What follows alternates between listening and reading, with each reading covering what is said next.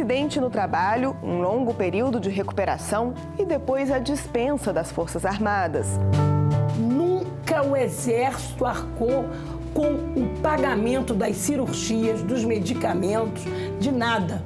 O Via Legal de hoje mostra o drama de um militar que viu o sonho ruir depois de machucar o joelho.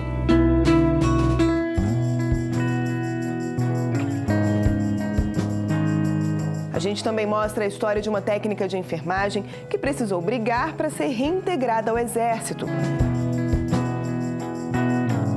Essa demissão, essa exoneração, em razão do fato de ela estar grávida, foi arbitrária, porque foi contrária à Constituição.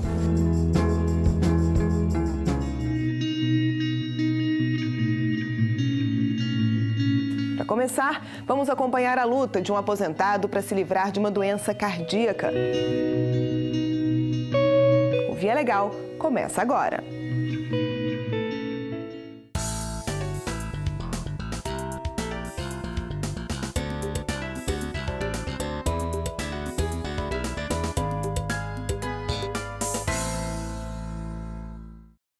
Todos os anos, milhares de brasileiros passam por cirurgias cardíacas. Em boa parte dos casos, os pacientes recebem válvulas artificiais para substituir as do coração. Mas a realidade mostra que muitos voltam a ter problemas. É que as próteses fornecidas pelo poder público duram no máximo 8 anos. Um morador do Rio Grande do Norte precisou brigar na justiça para não fazer parte desse grupo. Saindo da capital, são 2 horas de viagem. Antes de chegar a Santo Antônio, passamos pelos municípios de Monte Alegre e Brejinho. A pequena cidade do Agreste Potiguar tem casas simples e enfileiradas em ruas de pedra. Não é preciso procurar muito. Logo encontramos o endereço de seu José.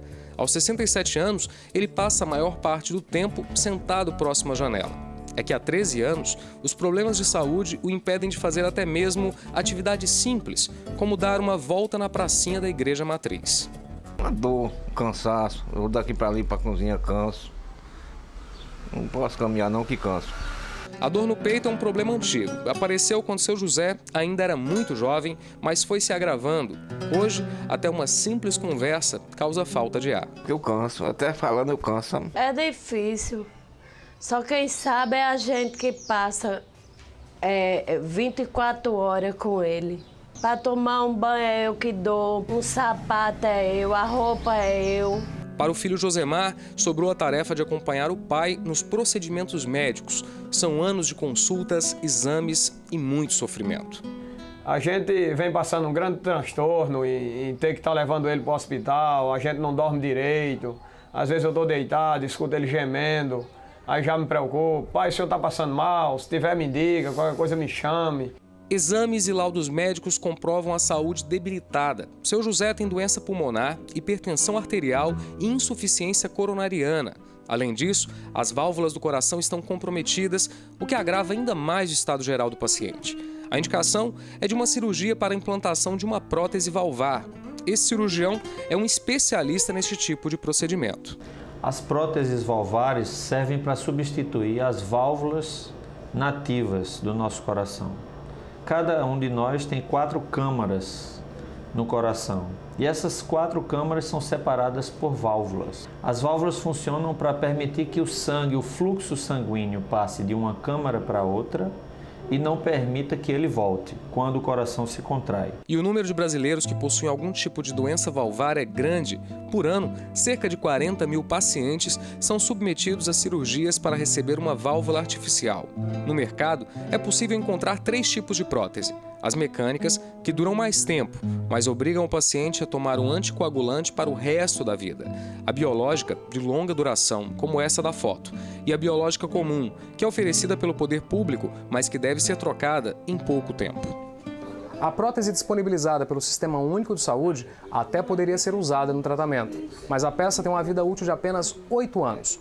Por conta dos riscos de uma nova cirurgia, no caso de seu José, foi indicada uma outra prótese que dura pelo menos 20 anos. O problema é o custo, R$ 21.500, um valor que o paciente não tinha como pagar. Procurei o SUS, tentei de tudo, ver se conseguia pelo SUS, aí não tive êxito, aí procurei a DPU depois. A família acionou a Defensoria Pública da União e o caso foi parar na Justiça Federal.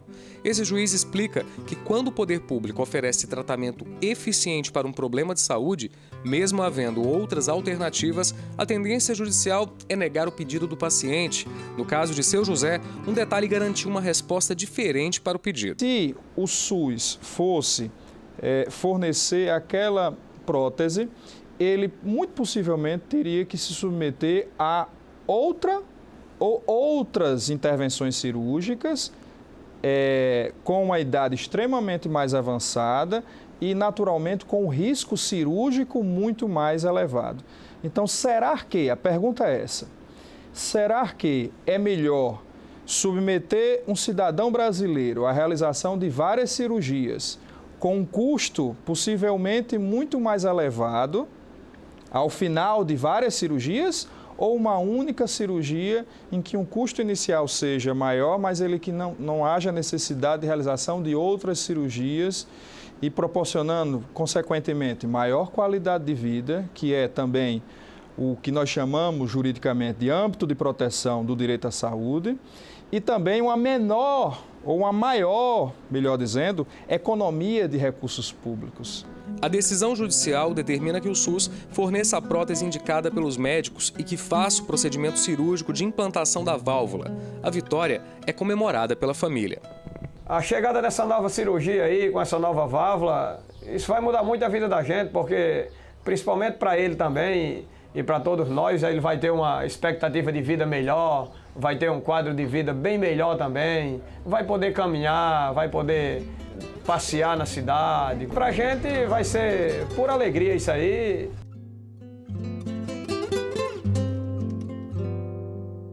Prejuízos, dor de cabeça e constrangimentos. Quem tem o nome incluído em listas de devedores como Serasa e SPC está sujeito a uma série de consequências. Problemas difíceis de serem resolvidos, mesmo quando a inadimplência é resultado de falhas do credor. É por isso que muitas vítimas têm recorrido à justiça. Uma nação de devedores? Em todo o Brasil, mais de 50 milhões de pessoas estão inscritas em algum tipo de serviço de proteção ao crédito. Isso significa que 1 em cada 4 brasileiros está inadimplente. A maior parte tem dívidas atrasadas junto a bancos e também com fornecedores de serviços como internet, TV a cabo e telefonia.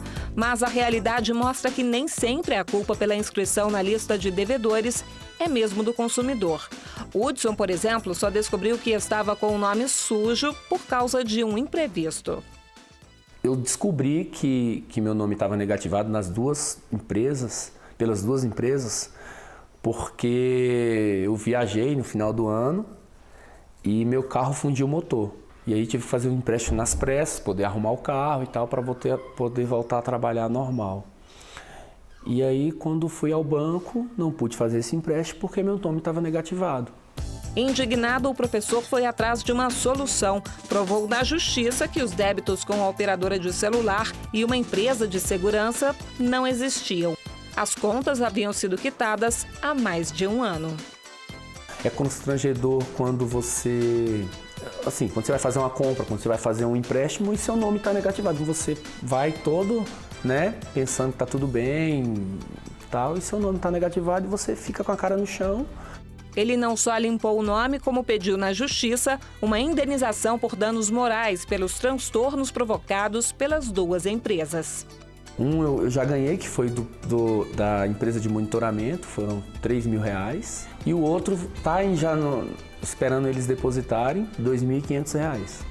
Todo esse transtorno poderia ser evitado se antes de enviar o nome de um cliente para o cadastro de devedores, as empresas fizessem o que determina o Código de Defesa do Consumidor, uma notificação prévia. O alerta deve ser enviado pelos correios e não por e-mail.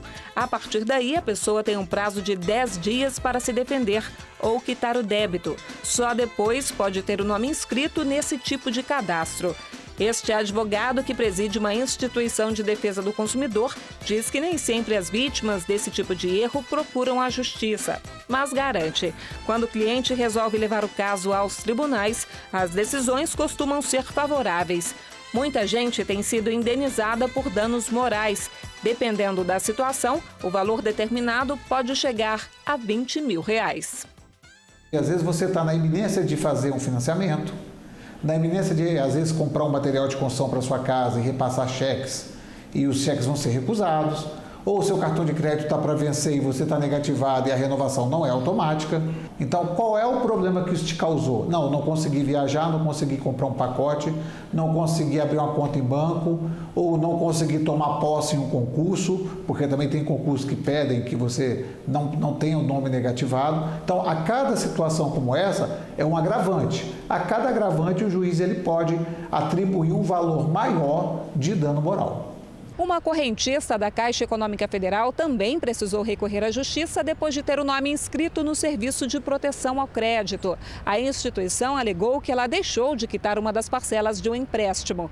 A correntista comprovou o pagamento e desta vez foi o banco que teve de pagar pelo erro. A Justiça Federal determinou que a Caixa Econômica indenizasse a cliente em R$5 mil pela inscrição indevida na lista de devedores.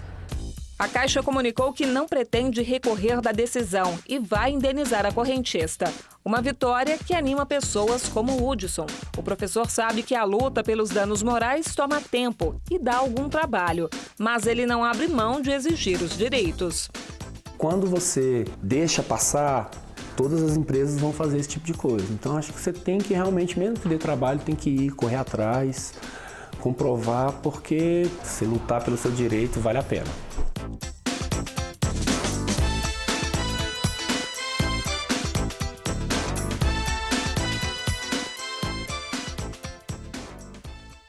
O que era para ser um motivo de festa acabou se transformando em frustração para um militar do Rio de Janeiro.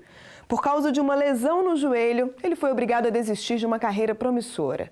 Um drama que só foi resolvido quando o caso chegou aos tribunais. 30 de agosto de 1985. Em uma partida do Campeonato Carioca, Zico, então no auge da forma, é atingido no joelho. A lesão encurtaria a carreira do camisa 10 do Flamengo. O Zico fez uma ruptura de ligamento cruzado anterior, naquele fatídico lance, do jogo contra o Bangu. E a partir dali ele ficou com uma instabilidade residual do joelho. 20 de maio de 2003, durante treinamento para uma partida de futebol em comemoração ao Dia da Infantaria, o soldado Alberto Ferreira passa pela mesma situação. Eu joguei a bola para um lado, ele veio na minha direção com o pé alto e pisou na altura do joelho, onde a trava da minha chuteira ficou presa no chão e eu girei em cima da perna.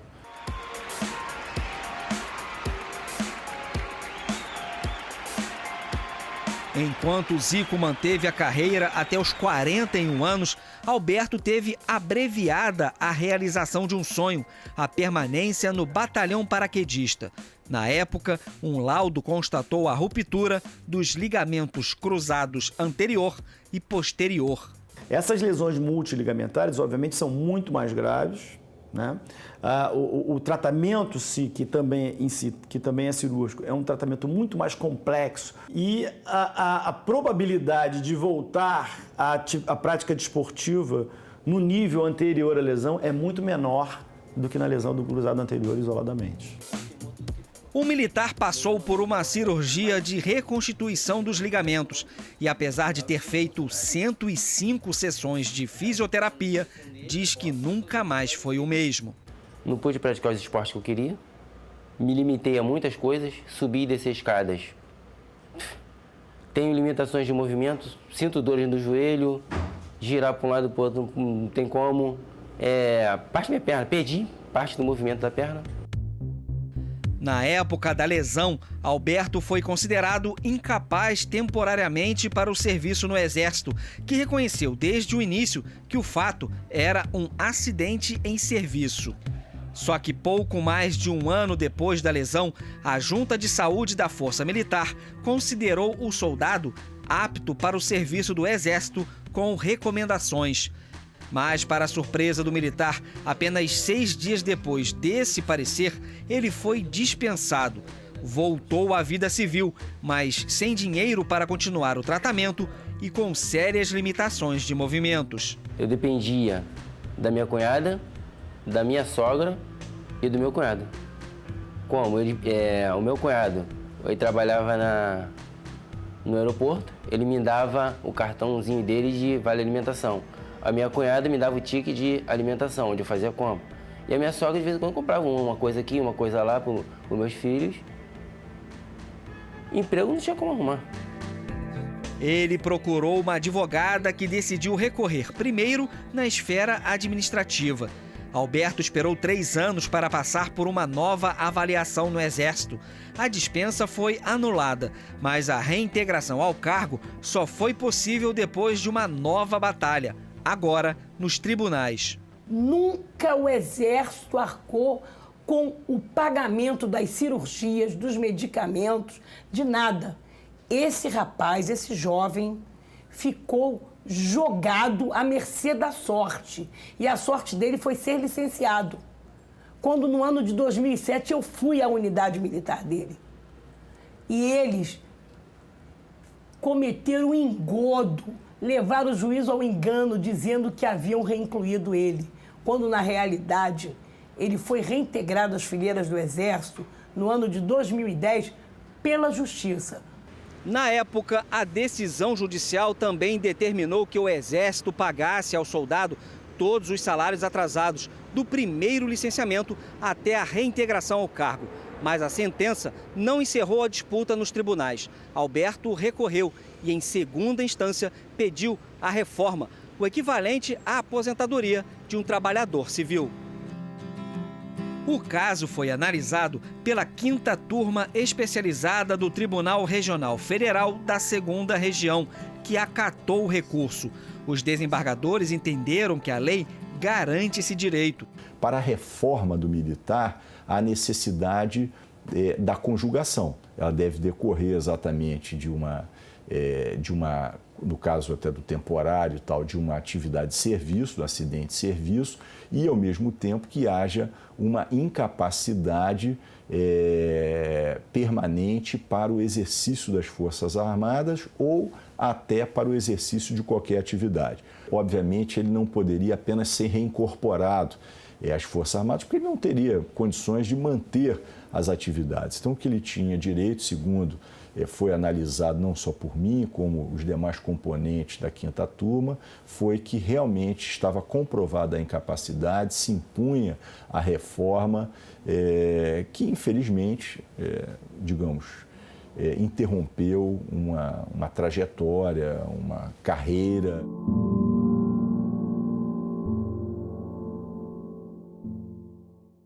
No sul do país, uma técnica em enfermagem também precisou brigar na justiça para não perder o vínculo com o Exército.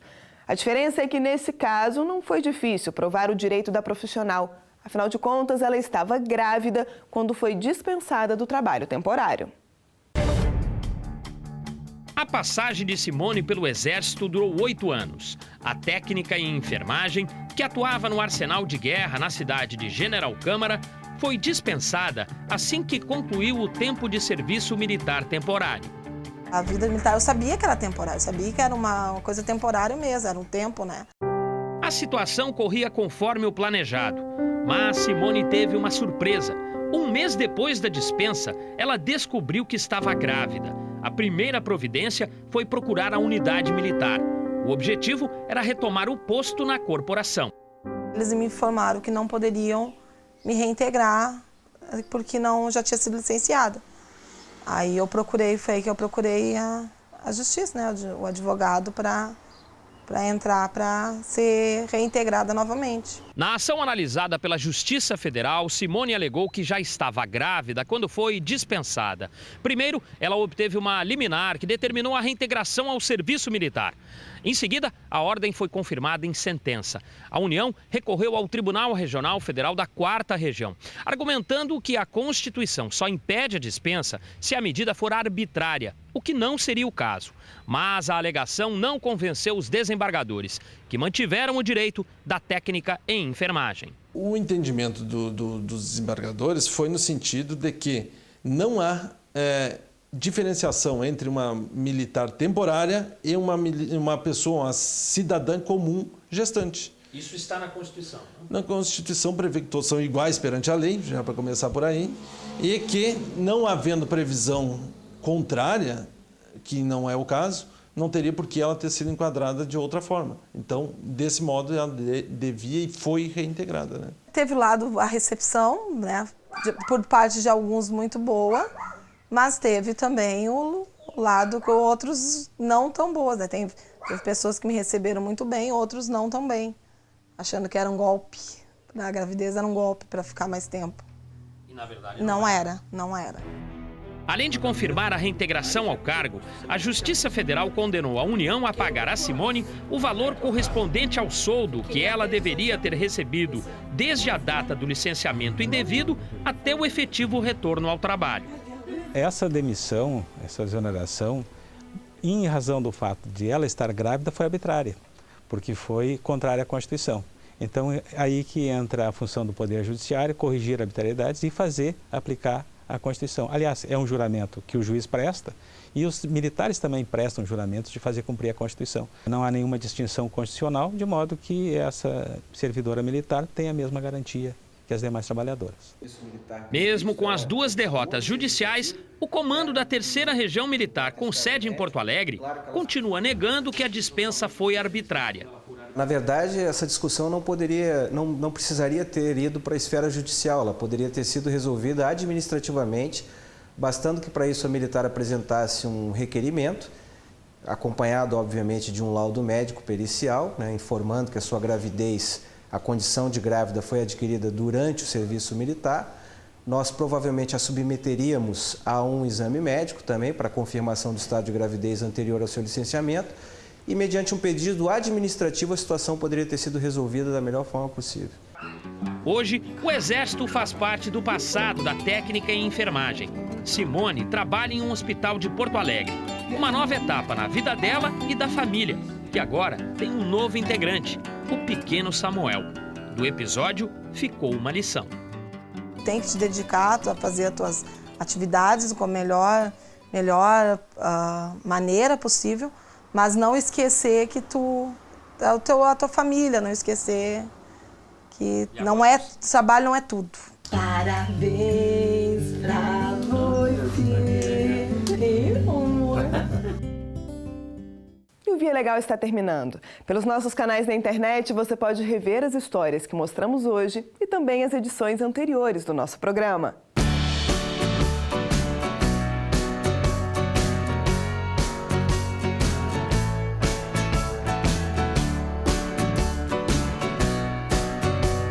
Aqui na TV, a gente se encontra na semana que vem. Até lá!